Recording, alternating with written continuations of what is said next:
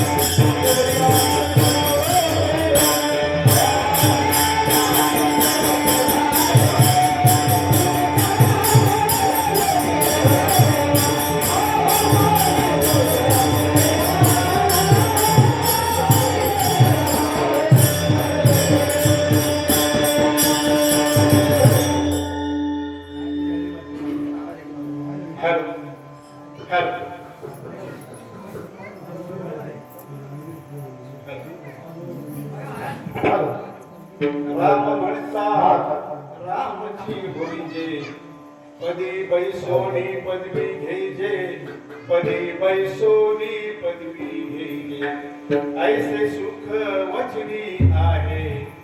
ऐसे सुख वचनी आहे. विश्वासे अनुभव पाहे. विश्वासे अनुभव पाहे. राम रसाची आचवी. राम रसाची आचवी. आणि रस रुचती देवी. आणि रस रुचती देवी. ऐसे सुख वचनी आहे. ऐसे सुख वचनी आहे. विश्वासे अनुभव पाहे. विश्वासे अनुभव पाहे. तुका म्हणे चापुनिया सांगे. तुका म्हणे चापुनिया सांगे. मज अनुभव आहे अंगे. मज अनुभव आहे अंगे. ऐसे सुख वचनी आहे, ऐसे सुख वचनी आहे, विश्वासे अनुभव पाहे, विश्वासे अनुभव पाहे.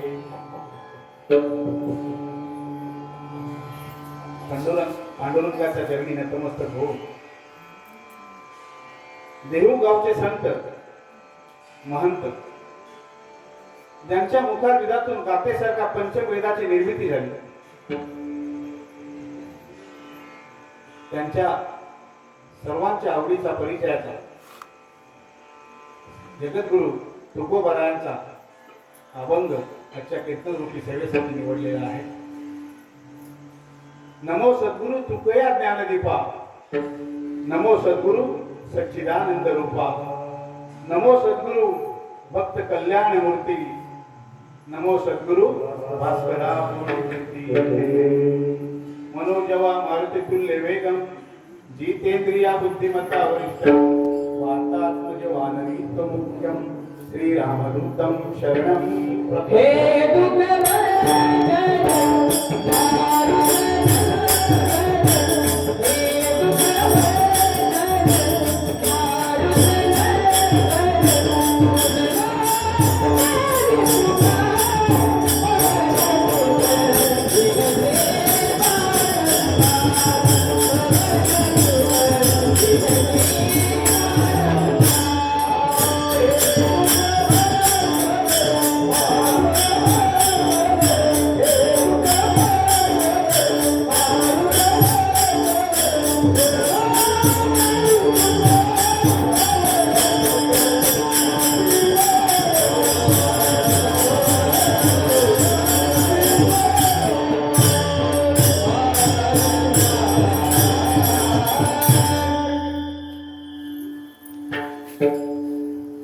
वाटेत भेटला धुंद इंद्रायणी घरी मला खांडी घेऊन मधुकुंजन लकलाद तुम्हाला बोल रांगडा प्यार मला ख्रिस्त बुद्ध विश्वाचे शास्त्रे तुकयाचा आधार मला. ज्यांच्या समृद्ध विचारातून अवघ्या विश्वाने पाहिलं की इंद्रायणीच्या डोहात गाथाई तरंगली, ज्यांच्या विचाराने भारत वर्षामध्ये ही भूमी पावन झाली, ज्यांच्या कृतार्थ विचारातून आजच्या काळाला उद्बोधक आणि प्रेरक विचार मिळतात, त्यांच्या मुखारविंदातून साकारलेला हा अभंग आजच्या कीर्तनरूपी सेवेसाठी निवडलेला आहे. त्या ज्ञानेश्वर माऊलींच्या चरणी नतमस्तक होतोय आणि पांडुरंगाच्या चरणी नतमस्तक होतोय. राम म्हणता रामाची होई जय, पदी बैसोनी पदी घेई जय, ऐसे सुख वचनी आहे, विश्वासे अनुभव पाहे. तुकोबाराय सांगतात की प्रभूचं नामस्मरण केल्यानंतर, भगवंताचं नामस्मरण केल्यानंतर, त्याच्याशी तादात्म्य झाल्यानंतर, एक रूप झाल्यानंतर, त्याच्याशी सामिप्य आल्यानंतर, संबंध आल्यानंतर जीवनामध्ये चैतन्य निर्माण होतं. राम म्हणता रामाची होई जे, पदी बैसोनी पदवी घेई जे, अशी पदवी ही ब्रह्मचैतन्य जीवनामध्ये साकारलं गेलं पाहिजे. पदवी देणारा तेवढा अधिकार पूर्ण लागतो. अरे ज्याला नेण्यासाठी साक्षात भगवंताने या पृथ्वीवर अवतरला. या महाराष्ट्रामध्ये, या महाराष्ट्रासारखी अवघ्या विश्वामध्ये भूमी नाही. ज्ञानेश्वर माऊली नंतर पुन्हा समाधी नाही, जगद्गुरु तुकोबारायांनंतर पुन्हा वैकुंठ गमन नाही, ज्ञानेश्वरी सारखा ग्रंथ नाही, वारकरी संप्रदायासारखा संत नाही, रामानंतर आचरण नाही, रावणानंतर श्रीमंती नाही, मेघानंतर उदारता नाही, कौशल्यासारखी माता नाही, सीतेसारखी प्रतिभा नाही, लक्ष्मणासारखा भाऊ नाही, संभाजी राजानंतर धर्मवीर नाही, आणि या छत्रपती शिवाजी महाराजांनंतर पुन्हा राजा होणे नाही.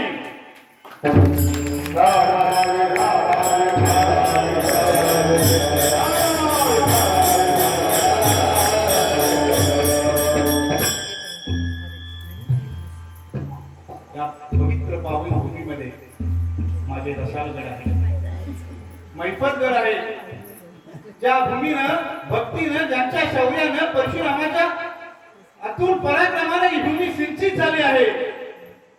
समोर गोड कोट किल्ला खुणावतो आहे.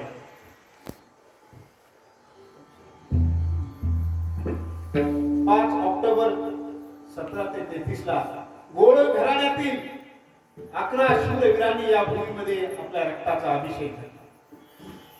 स्वराज्याच्या पाऊल खुणाचा दगड आजही सांगतायत की होय स्वाभिमानी मराठा या भूमीत आजही जिवंत आहे. ही भूमी जगदीशाची, ही भूमी सत्पुरुषांची. कान दिले तर ऐकू येतील भगवंताचे बोल, वेद मंत्र तर या मातीमध्ये रुतले अतिशय खोल. ज्या मातीने आम्हाला विचार दिला 120 वर्ष त्या भगवंताच्या नामस्मरणाने होम यज्ञाने त्याच्या विचारावर कृतकार्य झालेल्या पवित्र लोकांसमोर आज या ठिकाणी व्यक्त होण्यासाठी मी उभा आहे. 120 वर्ष येणाऱ्या पिढीला हा भगवंताचा जाग या भूमीमध्ये पाहायला मिळतो. अशी विश्ववंदनीय पाऊलं या गावात जन्माला आली.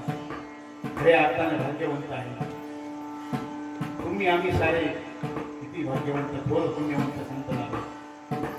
खऱ्या अर्थानं ज्यांनी मला या अध्यात्माच्या वाटेवर आणला, हा प्रवास शिकत असताना ज्यांनी भगवंताचे विचार माझ्या मनामध्ये बिंबवले, नव्हे तर त्या विचारावर कृतकार्य होण्यासाठी ज्यांनी मला सिद्ध असं केलं, त्यांचं अतिशय गवर्नरनी असं प्रवचन या ठिकाणी झालं. ज्यांनी मातृतुल्य मला प्रेम दिलं ते मंदारांनी आणि तुकारामांना पवार हरिभक्त परायण. अनेक पिढ्या घडवण्याचं सत्कर्म त्यांच्या हातून आमच्या भूमीतून घडतंय. आणि गुरुसारखे जे मला मार्गस्थ आहेत, किंबहुना ज्यांचा आशीर्वाद माझ्या पाठीशी आहे. उंची जरी महान असेल तर या गावातून महाड सारख्या भूमीमध्ये आपले क्रांतिदर्शनी ठेवली भूमिका, ज्यांनी उन्हातून पेटवलेले भगवत कार्याचा झेंडा खांद्यावर घेऊन आपली पताका अशीच त्यांनी तेजाने फडकत ठेवले. उंची जरी लहान असेल तरी बळवंत महाराजांचा आशीर्वाद आमच्या पाठीशी सदैव राहिलेला आहे. हा या भूमीचा प्रताप आहे. बंधूंनो, रायगड भूषण आहे.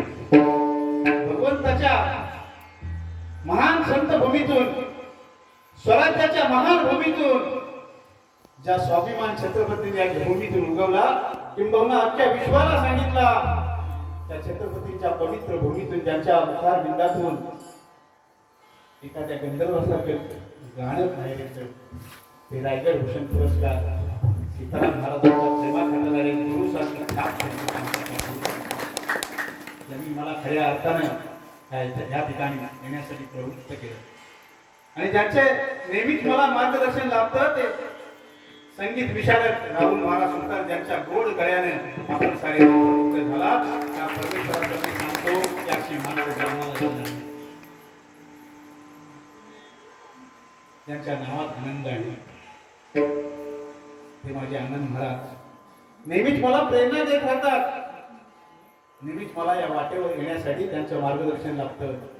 असे अनेक संत मंडळी या ठिकाणी माझ्या उपस्थितीमध्ये, संतांच्या उपसंतांच्या पायी हा माझा विश्वास सर्व भावे दास झालो.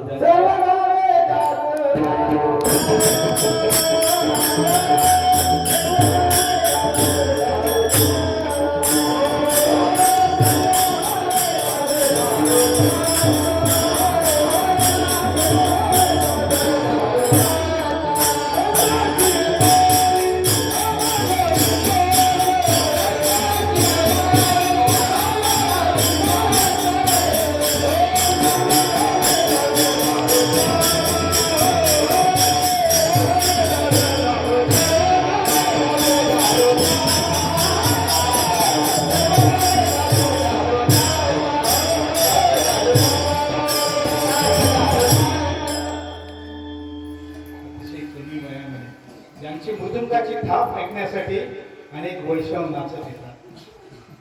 खऱ्या अर्थानं वडिलांनी दिलेला हा आध्यात्मिक विचारांचा प्रवाह आज आपण पाहतोय ते पाच महाराज अतिशय सर्वांग सुंदर असं ईश्वराची देणगी त्यांना लाभलेली आहे. खऱ्या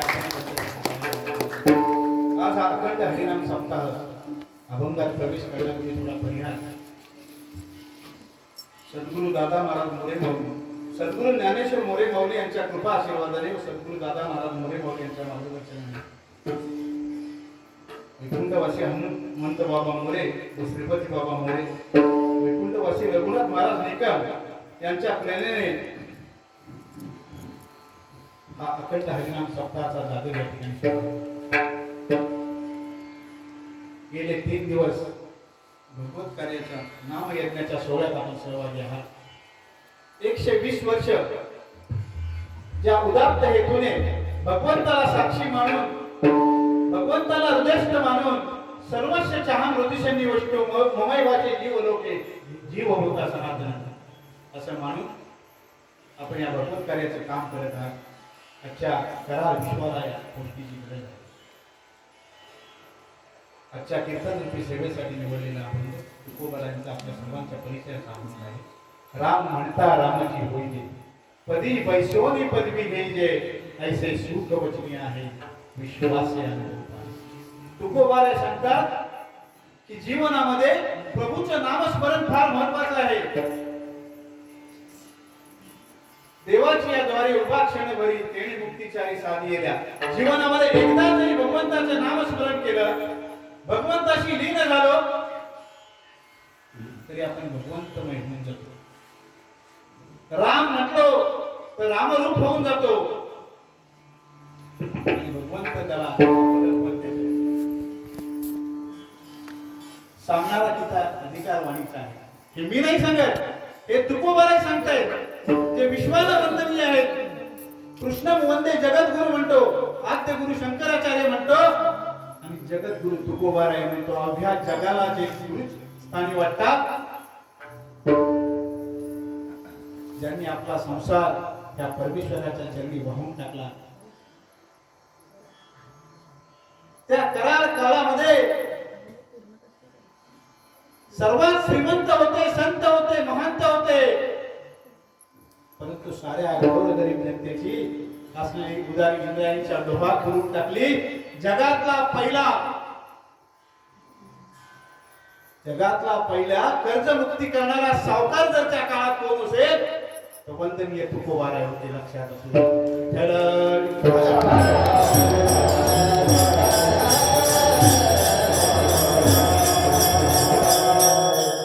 अशा विश्ववंदनीय जगद्गुरु तुकोबारायांच्या मुखार बिंदातून प्रकट झालेले विचार त्या ठिकाणी भगवंताच्या समर्पित करण्यासाठी मी आलो. भगवंताचं नामस्मरण जीवनामध्ये किती महत्वाचं आहे.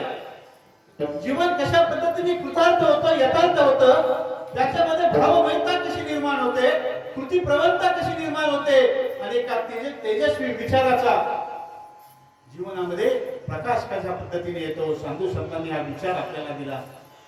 संत नामदेव देवाचे लाडके होते. दिवाळीचे दिवस होते, आईने नैवेद्य केला होता. बाल हट्ट, राज्य हट्ट आणि स्त्री हट्ट हे 3 हट्ट जगात फार मोठे असतात. नामदेवांना सांगितलं, नामदेवा देवाला दिल्याशिवाय मी तुला खाऊ देणार नाही. नामदेव म्हटले, आई थोडं तरी खायला दे, आई थोडं खायला दे. आई म्हटली, नाही देवाला नैवेद्य दाखवल्याशिवाय तुला खायला देणार नाही. नामदेवांना भूक लागली होती. आईने गोडधोड दिवाळीचं केलं होतं आणि अशामध्ये नामदेवराव देवापाशी आले. देवाला सांगितलं, अरे देवा, ज्याच्या नामात देव आहे, ज्याच्या नामात राम आहे ते तुकाराम आहे, ज्यांच्या नामात देव आहे ते नामदेव आहे आणि ज्यांनी ईश्वर रूपी सेवेतून जगाला ज्ञान दिला ते ज्ञानेश्वर आहे. लक्षात असू. आणि अशा पद्धतीने नामदेवराव देवाजवळ जातात आणि देवाला सांगतात, आई मला खायला देत नाही. देवा, तुला दाखवल्याशिवाय तू झटकन जा, पटकन जा आणि आई जवळ माझ्या घरी जाऊन काहीतरी खाऊन ये, मला फार भूक लागली. देवा म्हटलं, नामदेवा असं जाता येत नाही, भक्तांची रीत तू बघतोय. या ठिकाणी भक्त मंडळी आहेत. नामदेवराव काही जायला तयार नाहीत. 1 प्रहर झाला, 2 प्रहर झाला, 3 प्रहर झाला, 6 प्रहर झाले. नामदेवराव तिथून हलायला तयार नाहीत. शेवटी देवाला ऐकावं लागलं. देव म्हटले, नामदेवराया, मी जर तुझ्या घरी गेलो तर तुला माझ्या ठिकाणी या ठिकाणी विठ्ठल म्हणून थांबावं लागेल. देवाने आपली आभूषण काढली, नामदेवरायाला दिली. आपले अलंकार काढले, देवाने परिधान केलेले कपडे नामदेवरायांना दिले आणि देवाने नामदेवरायांना आपल्या पदावर बसवलं. अवघ्या जगाला मार्गदर्शक असणारा विश्वाचा स्वामी, त्यांनी भक्ताला दिलेले स्थान किती अतुलनीय होतं. धन्य नामदेव देवाचा लाडका, असे नामदेव देवी उठा देव देवानी, नैवेद्य खायावा हरी स्वयं आला, आनंदात झाला नामदेव. तुम्ही आम्ही सारे किती भाग्यवंत, थोर पुण्यवंत संत लाभे. आज अनेक पदे जीवनामध्ये मिळतात. आपण पाहतोय पदांसाठी गेले महिनाभर किती अक्षर चालू आपल्या इथे असेल, आपण सारे आनंदात आहे. पण दोन माणसं फार टेन्शन मध्ये असते महाराज. ते गोधडीतून पण देवाचं नामस्मरण करत असतील. देवा माझ्या मंदिरला आज त्याला त्याची आठवण झाली असेल. आपण सारे आनंदात आहोत, देवाच्या पाया पडायला आले असतील. अनेक पद येतात आणि जातात. उद्या गावचा सरपंच कुणी असेल आणि तो निघून जाईल, उद्या आमदारात असतील निघून जातील. भगवंताने दिलेले पद हे कायम स्वरूपी राहतं. आज आपण पाहतो इलेक्शनचं वारे किती होतं. अनेक ठिकाणी पाहतोय. गावामध्ये आमच्या इथं लग्न झालं, एकाने सांगितलं अरे तिथे दिसला नाही, तो काय आपला आहे. म्हणजे आपल्या जीवनामध्ये आपण किती वाहून देतो, आपण कुठल्या विचाराच्या मार्गस्थ होतो. एखाद्या गोष्टीमध्ये अनेक केसेस आपण पाहतो. एखाद्याने दिलेल्या घोषणा असतील, एखाद्याने वाजवलेले फटाके असतील, एखादा निष्ठावंत असतो, तो त्याच्या अंगावर केस घेतो आणि कोर्टाच्या पायऱ्या तशाच चढत राहतो. साहेब निघून जातो आणि ज्याच्यावर केस टाकले तोही निघून जातो. हा 2-4 गुंठाची जमीन विकतो. आता काय व्यवहारवादी जीवनाचे मौलिक विचार संतांनी आपल्याला सांगितले. आज आपण पाहतो की भगवंताने दिलेलं पद किती श्रेष्ठ होतं नामदेवरायांना. ते भगवंत देऊ शकतो एका भक्ताला.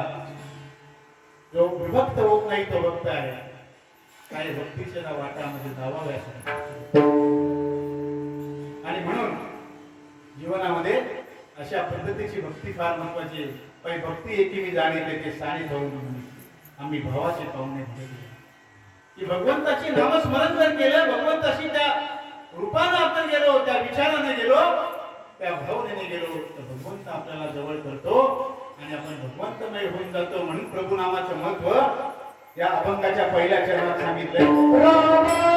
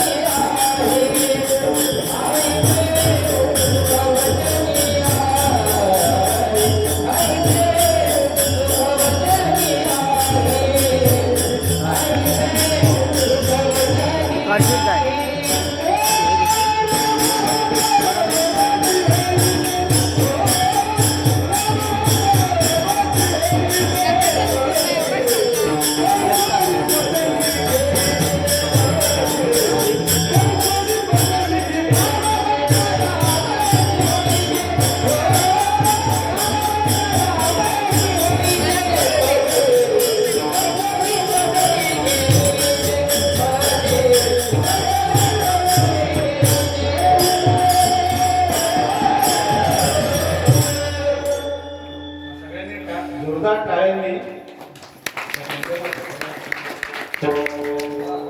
काय आवाज आहे.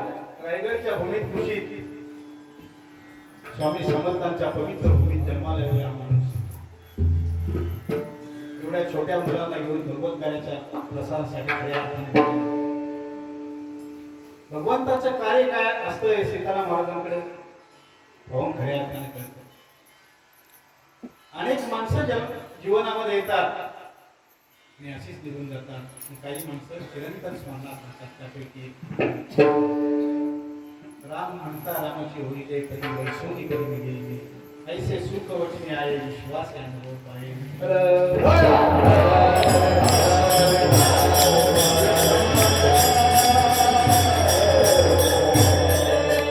भगवंत कुणालाही तसं पद देत नाही.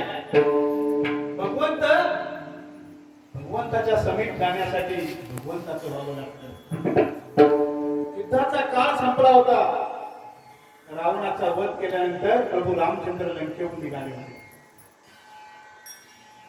अनेक मोठ्या पराक्रमी योद्ध्यांना पराभूत केलं होतं.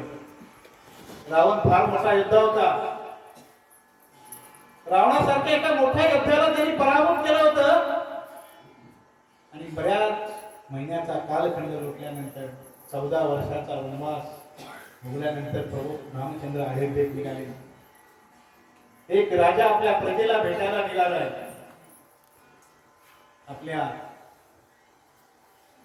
राजावर प्रेम करणारी प्रजा अयोध्येत कशी होती. रात्रभर रडत वेशीवर होती. प्रभू रामचंद्र तुम्ही जाऊ नका. अनेकांना दुःख झालं होतं. पण प्रभूचा निरोप घेऊन प्रजेचा निरोप घेऊन सुमंताला सांगून प्रभू रामचंद्र वनवासात गेले आणि पुन्हा अयोध्येला यायला निघाले. कशी असेल माझी आई, कशी असेल कैकेयी माता, कशी असेल सुमित्रा आई, कसा असा माझा प्राणाहून प्रिय भरत. त्यांना भूमिका लागले सीतामाईला अयोध्येत यायचे.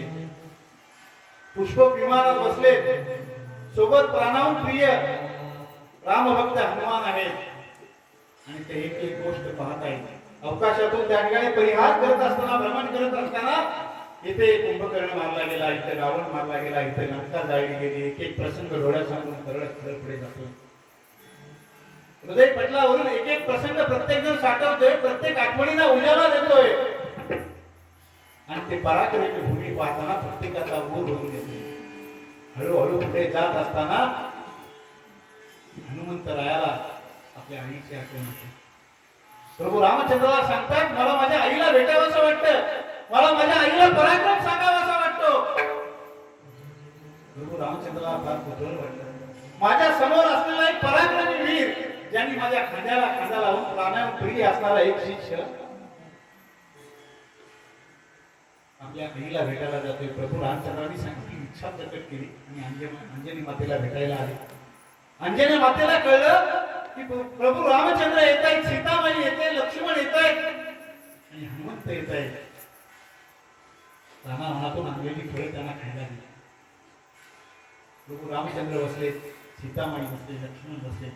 हनुमंतराय त्यांना प्रसंग सांगतायत. आई कसं कसं घडलं, आई काय काय केलं, रणांगण कशी गाजवली, रावण कसा मेला, कुंभकर्ण कसा मेला, मेघनाद कसा मेला, आई मी द्रोणागिरी पर्वत कसा उचलून आणला, आई मी लंकेला आग कशी लावली. अंजनी माता एक एक पाहत होती. एक आई आपल्या मुलाला काय देते, एक आई आपल्या मुलाला वारसा देते. एक आई आपल्या मुलाला धैर्यवाद देते. एक आई आपल्या मुलाला राष्ट्रासाठी सजग विचार देते. एक आई आपल्या मुलाला भगवंताच्या विचारावर कृतकार्य होण्याचे एक विचार देते. अंजनी मातेने सांगितलं अरे हनुमंता कशासाठी असावं हे कौतुक. महाग पराक्रमी हनुमंत होता. हनुमंता मला तुझं कौतुक सांगू नकोस, मला तुझा पराक्रमचा अजिबात सांगू नकोस. लक्ष्मणाला कळे ना एवढा मोठा युद्ध पुरुष, एवढा मोठा महापराक्रमी वाऱ्याच्याही वेगाला लाजवेल चिरंजीवी हनुमंत प्रभूच्या सोबत आहे, विश्वाचा मालक त्याच्या सोबत आहे आणि त्याच्या पराक्रमाला साक्षात त्याची आई जाणते. त्यांच्या चेहऱ्यावरचं कुतूहल प्रभू रामचंद्रानं पाहिलं. विश्वाचा मालक होता, हृदयाचं जाणीव. त्याला माहित होतं श्रीमतीला प्रभू हनुमंतरायाला पाहून तुलातून वात्सल्य पेटलं आणि दुधाची धार निघाली. त्या दुधाच्या धारेने पर्वताचे तुकडे झाले. लक्ष्मणाने पाहिलं एका आईच्या दुधामध्ये एवढी ताकद असू शकते, तिचं दूध पहिलं हनुमंत किती पराक्रमी असू शकतात. श्रीकृष्णाने अर्जुनाला सांगितलं होतं ध्वजस्तंभावरील वानर मूर्तिमंत करू सारथी सारथी धरू. एवढी ताकद असल्या अर्जुना तुझ्यामुळे तू युद्ध जिंकत नाहीस, तुझ्यामुळे पराक्रम होत नाही. तुझ्या पाठीशी हनुमंत आहे म्हणून ती वीरश्री तुझ्या अंगामध्ये संचरते आणि या विश्वाला वाटणारा गांडीव धनुष्यातला चमत्कार त्या भूमीवर जो गरजतो ना ते केवळ हनुमंतरायाचा साक्षात्कार तुझ्या पाठीशी उभा आहे. म्हणून अर्जुना तो युद्धभूमीवर तशा पद्धतीचा लौकिक करतोय, पराक्रम करतोय. श्रीकृष्ण तर आहेतच, पण एवढा अलौकिक पराक्रम ज्यांच्या अंतर्भूत आहे, एवढी अलौकिक वीरश्री त्यांच्यामध्ये संचारलेली आहे, ते हनुमंतरायाचा पराक्रम जेव्हा आई नाकारते तेव्हा ती सांगते अरे तू असताना प्रभू रामचंद्राचं करावंच काय. देव वसे चित्ती त्याची घडावी संगती यायची आवडते म्हणा देवा. ज्याच्या जीवनामध्ये देव आहे त्याच्या जीवनामध्ये नेमकं त्याचं चित्त कशासाठी असावं, त्याचा प्रवास कशासाठी असावा. भगवंताच्या नामस्मरणावर पांतस्थ झालेला अशा पद्धतीने असावा. तो प्रभू राम त्या ठिकाणी प्रभू रामचंद्राच्या समोर अंजनी माता सांगते, म्हणजे अंजनी माता त्याला सांगते आणि प्रभू रामचंद्र या भक्ताला काय भेटते त्याला अयोध्येत येतात. सारे जण बसलेले असतात, कुणाला वेगवेगळं बक्षीस दिलं जातं. राज्याभिषेक त्या ठिकाणी 16 जसा शिवरायांचा पार पडला तशा पद्धतीने आनंदाचं वातावरण असतं. प्रभू रामचंद्र सीतामाई पाहते, एका कोपऱ्यात बसलेला असते हनुमंतराय. त्यांना बोलावून घेते, गळ्यातला किमती मोत्याचा हार देते, की तो हार टाकतात. सीतामाईला कळत नाही. हनुमंतराय सांगतात भगवंत माझ्या हृदयात आले. अरे हृदयात झाली ज्या भक्ताला जागा करून दिली, केवढं मोठं विश्वासचं पद दिलं. म्हणून तुकोबाराय सांगतात तो भक्त सत्यसाच्या एक जनार्दन म्हणे वाचा. जन्म आलो त्याचे आजी फळ झाले साचे. तुम्ही सांभाळले संती भय निरसनी संती. कृत्य कृत्य झालो इच्छा केली ती पावलो. तुका म्हणे काळ आता करून नसते बळ विठ्ठल.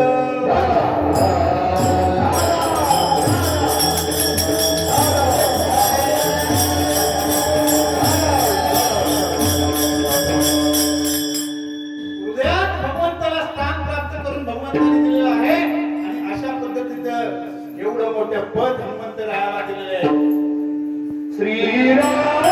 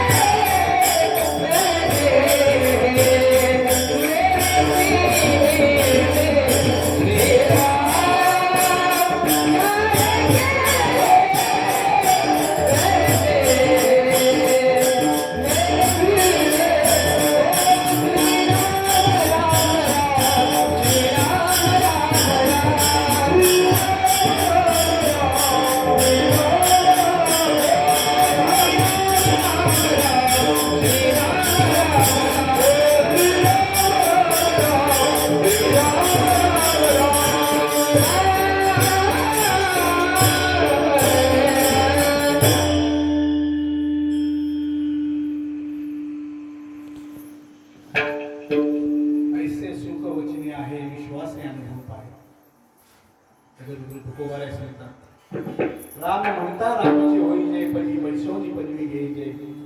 ऐसे सुख वचने आहे विश्वास अनुभव आहे. मला विश्वास आहे की याच्यासारखं सुख जगामध्ये कोणतंच नाही. मला विश्वास आहे की प्रभूचं नामस्मरण केल्यानंतर जीवनामध्ये जो आनंद आहे, जीवनामध्ये जे साफल्य आहे, जीवनामध्ये जे सौख्य आहे त्याच्यासारखं सौख्य जीवनामध्ये कशातच नाही. हे जगद्गुरु तुकोबाराय सांगतात. जो प्रभूचा होतो जी भावमैत्रीने तल्लीनतेने त्याच्या समोर जातो, जो समरस होतो, त्याला प्रभूचा साक्षात्कार होतो, पांडुरंगाचा साक्षात्कार होतो. 1936 ला संत तुकाराम नावाचा चित्रपट प्रदर्शित झाला.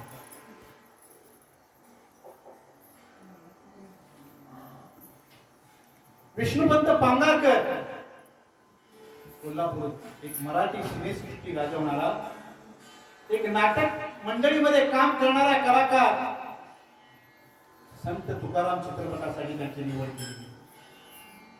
मराठी चित्रपट सृष्टीवर अवकाळा पसरली होती, फारसे चालत नव्हते. तो काळच तसा होता, गरिबीचा काळ होता, पण संस्काराचा काळ होता. आज माणसांचे संस्कार नाही. आज माणूस सुशिक्षित झाला पण सुसंस्कृत नाही झाला. वाल्मिकी सारखे महाकाव्य आजच्या जगात जन्माला आले.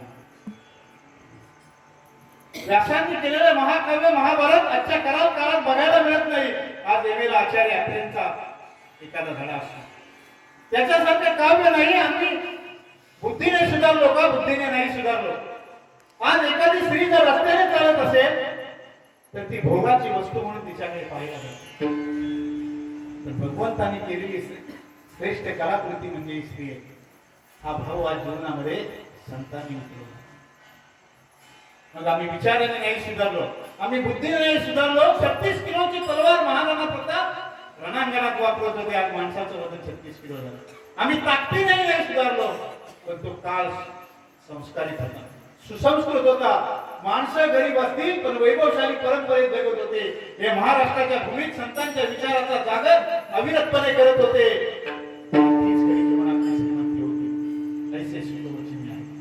एक कलाकार म्हणून विष्णू पंत पांगारकरांच्या वाट्याला संत तुकारामांची भूमिका आली. प्रभात प्रोडक्शनने तो चित्रपट काढला.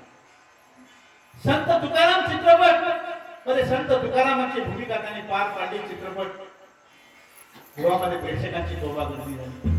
अनेक मराठी म्हणे नव्हे, संपूर्ण भारतवर्षामध्ये अनेकांनी या चित्रपटाला डोक्यावर घेतलं, खांद्यावर घेतलं. साऱ्यांच्या घरी तुकोबारायांच्या जीवनाचा जागर झाला, उत्कर्ष झाला, उद्घोष झाला. या मातीतून तुकोबारायांची वीरश्री संचारली. त्यांच्या कार्यकर्तृत्वाचा गुणगौरव प्रत्येक मनामध्ये घराघरापर्यंत पोहोचला. संत तुकारामांचा फोटो, विष्णुपंत पांगारकरांचा फोटो, संत तुकारामांचा फोटो म्हणून आजही आपण देवाला. एखादा कलाकार एखाद्या भूमिकेत शिरतो आणि दुसऱ्या भूमिकेत तसाच निघून जातो. तुकाराम चित्रपट अत्यंत गाजला. जेव्हा प्रेक्षक चित्रपट गृहामध्ये जायचे तेव्हा आपली पादत्रानं बाहेर काढून ठेवायचे आणि त्या तुकारामांना वंदन करायचे.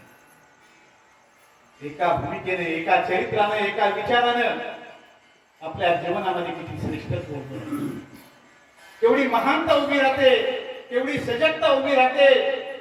या विश्वाकडे पाहण्याचा व्यापक तुषार या उरातून कसा पेटवला जातो हे चरित्राने माणसाने शिकवलं.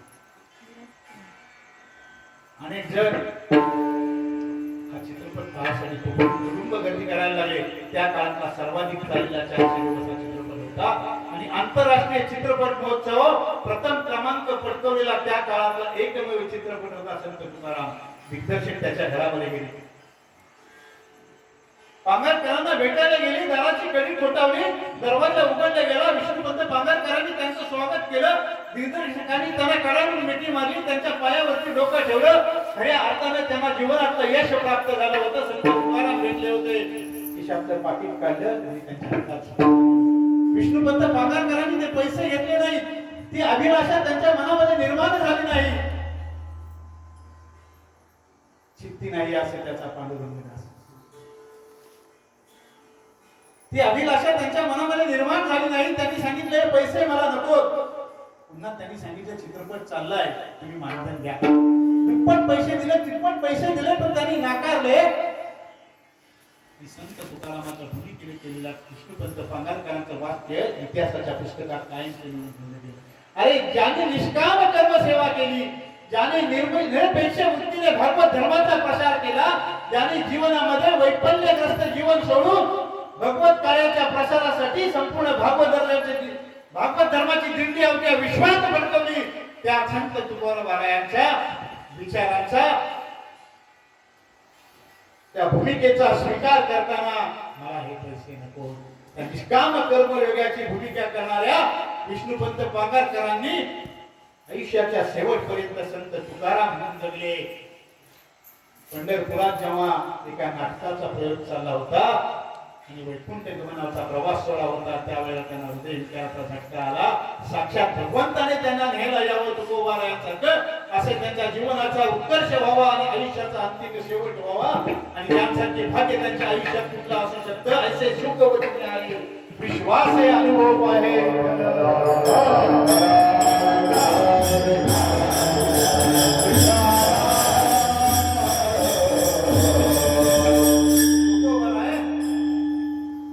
दुसऱ्या चरणात सांगतात की हाच विश्वास जीवनामध्ये प्रभूच्या नामस्मरणाने येतो आणि तोच प्रभूच्या प्रेमासाठी पात्र होतो. ऐसे शुभ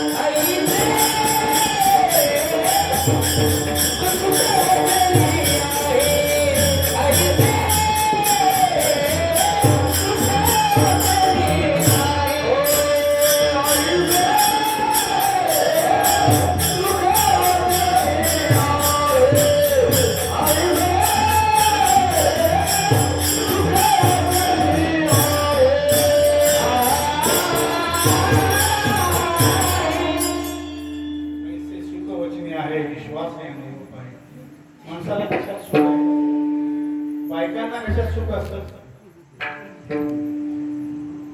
माझ्याकडे जास्त दागिने आहेत का शेजारी जास्त, माझी साडी चांगली का तिची साडी चांगली. एक साडी घेताना बायको सोबत गेलो, 13 दुकान 4.5 तास लागले. ती पैठणी बघायला गावातल्या 40 बायका आल्या. तोंडावर चांगल्या म्हटल्या, 39 जणी बाहेर गेल्यावर नाव ठेवली.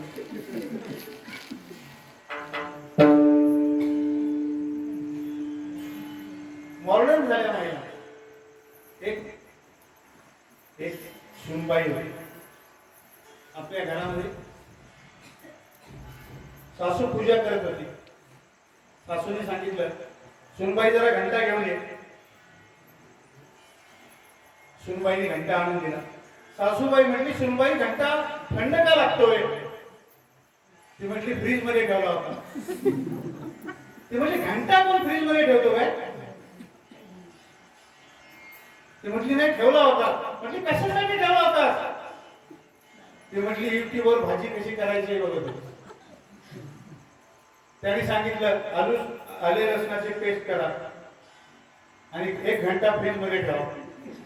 मी तो घंटा फ्रीज मध्ये ठेवला.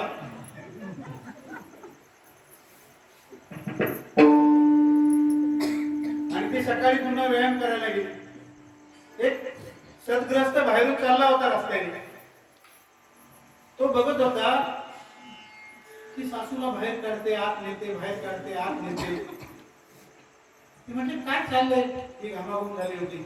आणि शून्य पुढे सासूचं काय चालतं? कुठल्याच नाही, आमचंच नाही चालत, सासूचं काय चालत नाही, मला कुणाचंच नाही चालत. म्हटलं ना, इथं आम्ही वाघ आहे. घरात फक्त त्यांचीच सत्ता, या भगवंताच्या दरबारात त्यांची सत्ता आणि घरात मात्र त्यांची सत्ता असते. तरी त्या म्हणतात, माझी बहीण पण इथे आहे, तिला माहिती आहे, तिच्या समोरच म्हणते, त्यांना काय अक्कलच. मी जगासमोर 1000 वेळा बोलतो, अनेक प्रवचन करतो, व्याख्यान करतो, मीच म्हणून म्हणते टिकली. दुसरा कोण असताना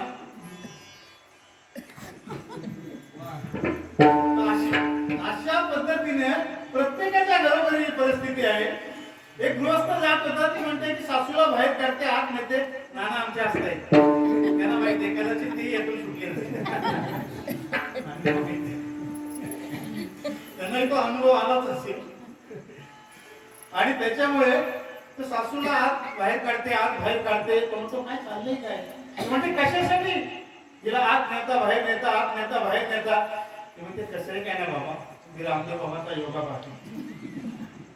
आणि तो म्हणतोय, सास को अंदर लो, सास को बाहेर निकालो, सास को अंदर लो, सास को बाहेर निकालो, म्हणून मी तिला बाहेर काढतोय. अशा पद्धतीने एका सुसंस्कृत घरामध्ये अशा पद्धतीचे विचार आहेत महाराज. भगवंताचे विचार त्या विश्वामध्ये का व्यापक आणि पूरक आजच्या काळाला ठरले. आम्ही सुसंस्कृत झालो, सुशिक्षित झालो, पण सुसंस्कृत नाही झालो. ती विचारधारा आजही कित्येक पिढ्यांना का मौलिक वाटते, चिरंतर वाटते. ते विचार का आपल्या जीवनामध्ये का महत्वाचे वाटतात, त्याचं कारण आहे की संतांची जी मार्गदर्शक तत्व आपल्या जीवनाला एका विशिष्ट ठिकाणी नेऊन त्याच्यामध्ये संख्या सामावलेला आहे. विठ्ठल